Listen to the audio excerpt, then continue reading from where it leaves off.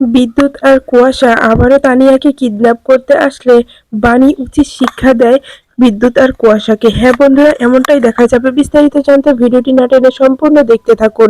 অন্তরা রান্না করতে পারে না বলে আরজুর মা বাণীকে বলে যে বাণী, আমার বৌমা কিছুই রান্না করতে পারে না, ওকে রান্না করে দিলে আমার খুব ভয় লাগে যে ও যদি আবার কিছু একটা করে ফেলে। সেদিন যে শার্টটা আয়রন করতে দিয়েছিলাম পুড়িয়ে ঝামেলা দিয়ে ফেলে দিয়েছে লুকানোর জন্য, আমাকে দেখে তো খুব ভয় পায়, এই জন্য আমি ওকে জোর করে কোনো কিছু করতে করাই না। তখনই তো বাণী বলে ওঠে, আচ্ছা ঠিক আছে, আজকে আমি অন্তরাকে ভাত রান্না করা শিখাবো।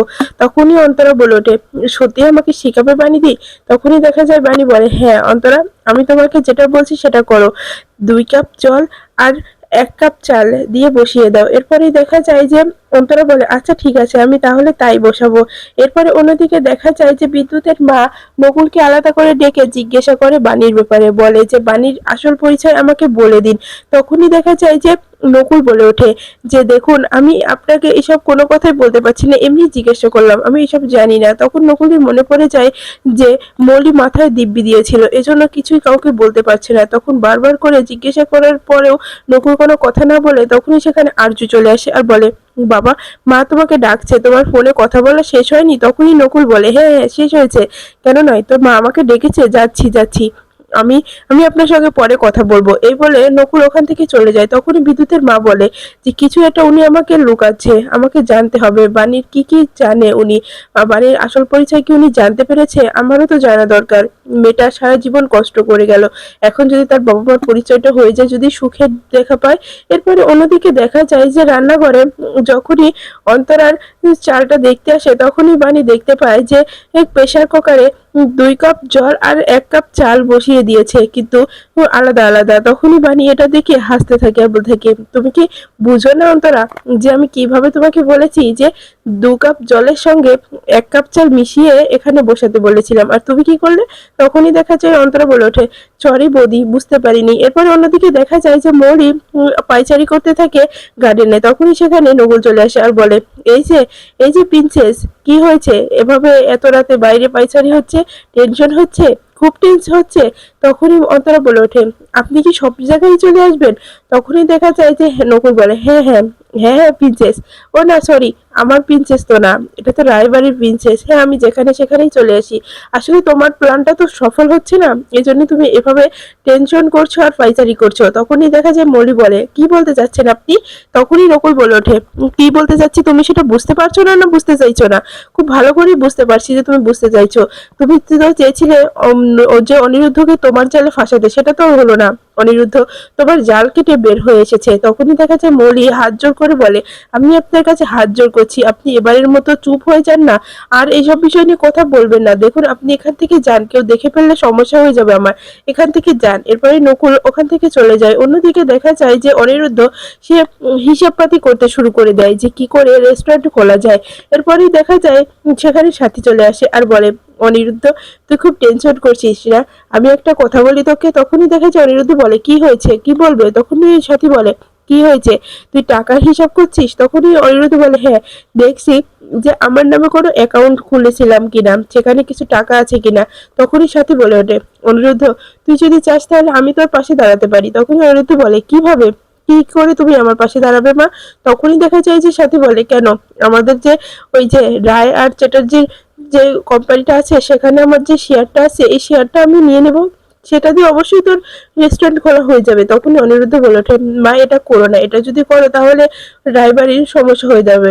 রায় গ্রুপের আমি সমস্যা কখনোই চাইবো না, আমি চাইও না যে ওরা সমস্যায় পড়ুক। তাই বলছি মা, এসব কথা নিয়ে আর ভেবো না। তখনই সাথী বলে, বাবা দেখ, আমি তোর কথাটাই আগে ভাববো, ওদের কথাটা তো ভাববো না। তখনই দেখা যায় অনিরুদ্ধ বলে ওঠে, না মা, আমি এখন তোমার এই টাকাটা নিতে পারছি না, আমি অন্যভাবে দেখে নেবো টাকা কি করে জোগাড় করতে হয়, কিন্তু তোমার এভাবে ওদের কাছ থেকে চাপ দিয়ে টাকাটা নিতে হবে না। তখনই সাথী বলে, দেখ বাবা, আমার কাছে তোরই সবকিছু, তুই সবকিছু, তুই কষ্টে আছিস দেখে আমার আর এসব ভালো লাগছে না। দেখ, আমাদের সম্পর্কটা তো এমনিই আলাদা হয়ে গেছে, এখন আর এই সম্পর্কটার কোনো মানে হয় না। তখনই অনিরুদ্ধ বলে, যা হোক না মা, আমি জোগাড় করে ফেলবো টাকা, যেখান থেকে হোক টাকা জোগাড় করে ফেলবো, কিন্তু ওই টাকাটা এখন নেওয়ার কোনো প্রয়োজন নেই। আমি চাই না যে আমার জন্য তোমরা বিপদে পড়ো। তখনই সাথী কান্না করতে করতে বলে যে বাবা, আমার আমার সন্তান ভালো নেই, আমার কারোর সঙ্গে কোনো মিলও নেই। এরপরে অন্যদিকে দেখা যায় যে বাণী তার খাবারের হোটেলে রান্না করতে করতে অনিরুদ্ধর কথাই ভাবতে থাকে, যে কি করে সে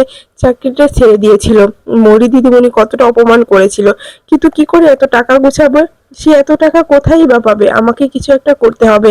তখনই বাণী কাকাবাবুর কাছে আসে আর বলে, কাকাবাবু আমাকে একটু সাহায্য করতে পারবেন? তখনই কাকাবাবু বলে ওঠে, কি হয়েছে বাণীমা, কি বলতে চাচ্ছিস, কি সাহায্য করবো তোকে? তখনই বাণী বলে ওঠে, কাকাবাবু আমি চাই যে আপনি আমাকে কিছু কাজ বেশি এনে দেন, আপনি দেখেন যে কোনো অর্ডার হয় নাকি, আমি যে করে হোক রান্না করে দেব, আমার কোনো সমস্যা হবে না কাকাবাবু, আপনি একটু আমাকে জোগাড় করে দেবেন? তখনই কাকাবাবু বলে ওঠে, কেন মা, এত কাজের জন্য তুই এত প্রেশার দিচ্ছিস কেন, কি হয়েছে? তখনই দেখা যায় বাণী বলে, কাকাবাবু ওনার চাকরি চলে গেছে, উনি এখন যে বাসায় বসে আছে, উনি রেস্টুরেন্ট খুলবে, অনেক টাকার প্রয়োজন আছে।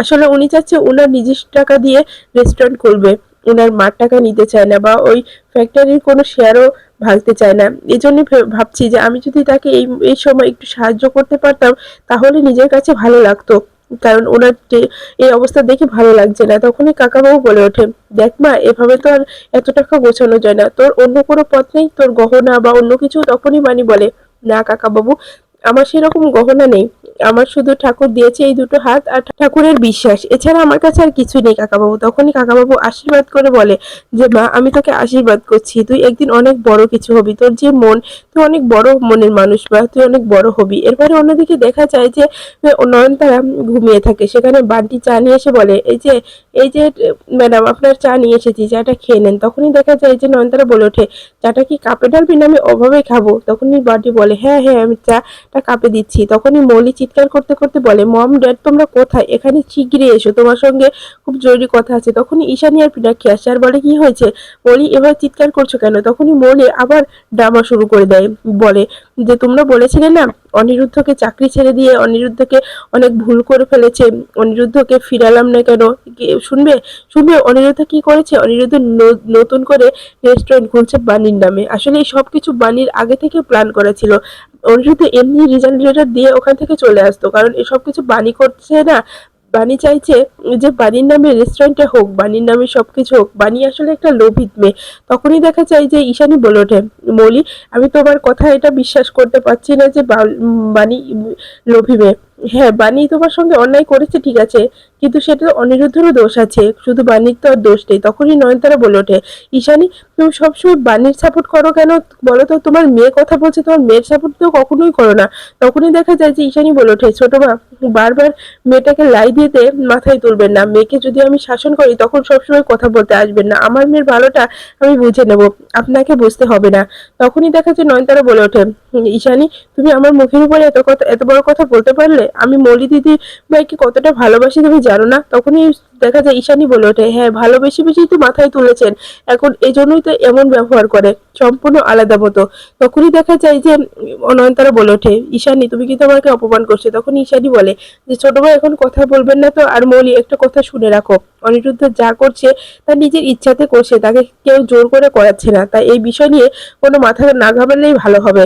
তখনই দেখা যায় পিনাকি বলে ওঠে, যা করার করুক না, তাতে আমাদের কি? তখনই মৌলি বলে ওঠে, ড্যাড তুমি বুঝতে পারছো না, আসলে ও এমনটা করছে যাতে আমাদের সঙ্গে টক্কর দিতে পারে, আমাদের প্রতিযোগিতা করতে পারে, কারণ অনিরুদ্ধের মাথার ব্রেন তো অনেক ভালো, ও বিজনেসটা ভালো বোঝে, এই জন্যই হয়তো এমনটা করছে। তখন নয়নতারা বলে ওঠে, একদম ঠিক কথা বলেছো দিদিভাই, এটাই করছে, অনিরুদ্ধকে আর বিশ্বাস করার জন্য না, ছেলেটা খুব বেড়েছে। তখনই দেখা যায় যে ঈশানী বলে ওঠে, যে চুপ কর না ছোট মা, এখন এসব কথা নিয়ে আর কথা বলার কোনো প্রয়োজন নেই, ওদের যা ইচ্ছে তাই করুক না, ওদের সঙ্গে তো আমাদের এখন আর সম্পর্কও নেই। তখনই মৌলি বলে ওঠে, হ্যাঁ তাই। এরপরে অন্যদিকে দেখা যায় স্কুলে তানিয়াকে অপমান করতে থাকে তানিয়ার বন্ধুরা, আর বলে যে তানিয়া তোর বাবা গরিব হয়ে গেছে, তোর বাবার চাকরি চলে গেছে, তোর বাবার আর টাকা নেই, তুই তো আর এই স্কুলে পড়তে পারবি না, ভালো ভালো টিফিনও আনতে পারবি না। তখনই তানিয়া বলে ওঠে, এসব মিথ্যে কথা, এসব সত্য কথা না, তোমরা মিথ্যে কথা বলছো, তোমরা এ কথা বলতে পারো না। তখনই দেখা যায় যে তানিয়ার বন্ধুরা বলে ওঠে, না এটা সত্য কথা, আমরা নিউজ দেখেছি, আমাদের বাবাও বলেছে যে তানিয়ার বাবার চাকরি চলে গেছে, সেটা আমরা টিভিতেও দেখেছি, রেখেছি। তখনই দেখা যায় তানিয়া বলে ওঠে, মিথ্যা কথা, তোরা সব কয়ই মিথ্যা কথা বলছিস, আমার বাবার চাকরি যায়নি। তখনই তানিয়ার বন্ধুরা বলে ওঠে, তুই বাড়িতে গিয়ে জিজ্ঞাসা করিস। এরপরে অন্যদিকে দেখা যায় যে অনিরুদ্ধকে বলে যে এখন কি করবি, সবকিছু কি জোগাড় হলো অনিরুদ্ধ? তখনই অনিরুদ্ধ বলে, না মা, সবকিছু জোগাড় হয়নি, কিন্তু হয়ে যাবে, চিন্তা করো না, আমি তো চেষ্টা করছি।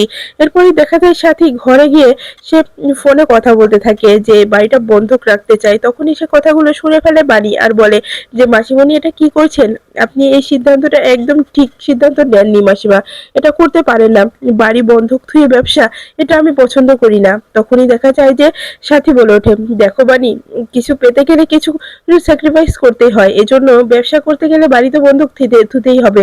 আমি অনিরুদ্ধকে বলেছিলাম যে ওই রাই গ্রুপের থেকে আমি আমার শেয়ারটা উঠিয়ে নিই, কিন্তু সে আমাকে নিতে দেয়নি, এই জন্য বাড়িটা বন্ধক রেখেছি, সময় হলে আবার ছাড়িয়ে নেবে অনিরুদ্ধ, আমি অনিরুদ্ধকে বিশ্বাস করি। এরপরে অন্যদিকে দেখা যায় তানিয়াকে নিয়ে মামনি যখন বাড়ি ফিরছিল, তখন তানিয়া মামনিকে জিজ্ঞাসা করে, আচ্ছা ঠাম্মা, বলো তো যে বাবার কি চাকরি চলে গেছে, আমরা কি গরিব হয়ে গেছি? তখনই মামনি বলে ওঠে, কেন কেন তানিয়া, এ কথা বলছো কেন? তখনই তানিয়া বলে ওঠে, আমার বন্ধুরা বলছিল। এরপরে দেখা যায় সেখানে ছদ্মবেশী বিদ্যুৎ আর কুয়াশা তানিয়াকে কিডন্যাপ করার জন্য চলে আসে। তো, তানিয়াকে আর বিদ্যুতের মাকে ফলো করতে থাকে। তখনই কুয়াশা বিদ্যুৎকে বলে, ওই যে তানিয়া, আমাদের ফলো করতে হবে, আমাদের নোট করতে হবে, ও কোথায় কোথায় যাচ্ছে, কি করছে না করছে, সবকিছু নোট করতে হবে, তুমি নোট করো। ওই যে ও এদিক দিয়ে যাচ্ছে, আইসক্রিমের দোকানে গিয়ে আইসক্রিম খাচ্ছে, সবকিছু নোট করো। তখনই বিদ্যুৎ বলে, চিন্তা করো না কুয়াশা, আমি সবকিছু করছি। এখন কুয়াশা বলে, আজকে যে করি হোক তানিয়াকে আমাদের সঙ্গে নিয়ে যেতেই হবে, তানিয়াকে নিতেই হবে। তখনই বিদ্যুৎ বলে, হ্যাঁ অবশ্যই। এরপরে দেখা যায় যে তানিয়া বলে, ওটা আমি দেখো না, জোকার জোকার ওখানে। তখনই দেখা যায় যে তাকিয়ে দেখে যে জোকারের মতো সেজে আছে বিদ্যুৎ আর কুয়াশা, কিন্তু মামনি সেটা বুঝতে পারে না। তখনই মামনি বলে, তানিয়া, এখানে দাঁড়িয়ে থেকে সময় নষ্ট করে চলো তো, চলো, এখানে দাঁড়িয়ে থেকে সময় নষ্ট করতে হবে না, ওনারা এই কাজটাই করে, যেখানে সেখানে খেলা দেখাতে চলে আসে, চলো আমরা বাড়িতে চলো। এরপরে দেখা যায় বিদ্যুৎ আর কুয়াশা বলে, যে করে হোক ওদের কিন্তু ফলো করতে হবে, ওরা ওরা কিন্তু চলে যাচ্ছে, কুয়াশা চলো, কুয়াশা তাড়াতাড়ি চলো। তখনই দেখা যায় সেখানে মৌলি গাড়ি নিয়ে হাজির হয়, আর মৌলির গাড়ির সঙ্গে কুয়াশার বিদ্যুৎ ধাক্কা লেগে যায়। তখনই গাড়ি থেকে নেমে আসে মৌলি। তখনই বিদ্যুৎ আর কুয়াশাকে বলে যে, তোমরা কি চোখে দেখতে পাও না, তোমরা এখানে কি করছো বলো তো, আর একটু হলেই তো অ্যাক্সিডেন্ট হয়ে যেত, তখন তো আমারই দোষ হতো। তখনই দেখা যায় ভালো করে তাকিয়ে দেখে যে ওটা বিদ্যুৎ আর কুয়াশা। তখনই মৌলি বলে, তোমরা তোমরা এভাবে জোকার সেজে আছো কেন?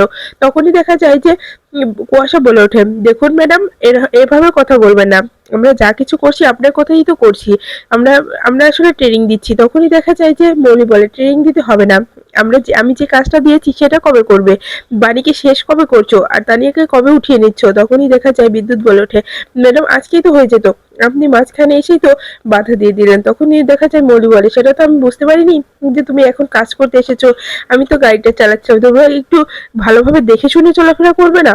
তখনই দেখা যায় বিদ্যুৎ বলে ওঠে, ম্যাডাম চিন্তা করবেন না, আমি আপনাকে কথা দিয়েছি যে তানিয়াকে উঠিয়ে নেবো, মানে উঠিয়ে নেবই, আপনি একদম চিন্তা করবেন না। তখনই কুয়াশা বলে, হ্যাঁ, চিন্তা করার কোনোই প্রয়োজন নেই, আমি ঠিক তানিয়াকে উঠিয়ে নেব।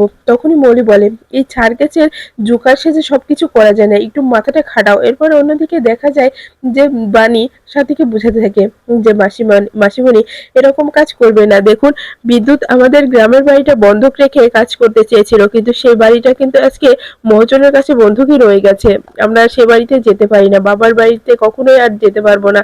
এই জন্য মাসিমা, আমি বলছি যে এই কাজটা না করলেই নয়, টাকা তো অন্যভাবেও জোগাড় হয়ে যাবে, আর এই বাড়ি বন্ধক রাখার কোনো প্রয়োজন নেই। তখনই দেখা যায় সাথী বলে যে, চিন্তা করো না বাণী, আমি আমার ছেলেকে বিশ্বাস করি, আমার ছেলে ঠিক এই বাড়িটা ছাড়িয়ে নিতে পারবে, তুমি একদম চিন্তা করো না। তখনই বাণী বলে ওঠে যে, মাসিমা, যদি এই বাড়িটা আপনি বন্ধক রাখেন তাহলে কিন্তু দু বাড়ির দণ্ডটা আরো বেড়ে যাবে, কারণ ও বাড়িতে এমনিই ঝামেলা আছে, আর যখন এই বাড়িটা বন্ধক রাখবেন তখন কিন্তু ভাগাভাগি হয়ে যাবে, তখন কি হবে বুঝতে পারছেন? তখনই সাথী বলে ওঠে, এখন এইসব কিছু বোঝার সময় নেই সাথী বাণী, কারণ কি বলতো, আমি আমার ছেলের দিকে তাকাতে পারছি না, ছেলের মুখটা শুকিয়ে গেছে, ছেলের সঙ্গে কথা বলতে পারছি না, আমি ছেলের এত কষ্ট দেখতে পাচ্ছি না, আমার ছেলেটা এত কষ্ট কখনোই করেনি এখন কোষে, এই জন্য আমাকে এই ছেলেটার জন্য এই সব কিছু করতেই হবে, কারণ ওদের সঙ্গে তো আমার রক্তের কোনো সম্পর্ক নেই, হ্যাঁ ওরাই তো আমাদের সঙ্গে সম্পর্ক ছিন্ন করেছে, তাই বাকিটা আমি করে দিচ্ছি নয়, তাতে ক্ষতি কি, কোনো ক্ষতি নেই দেখছি।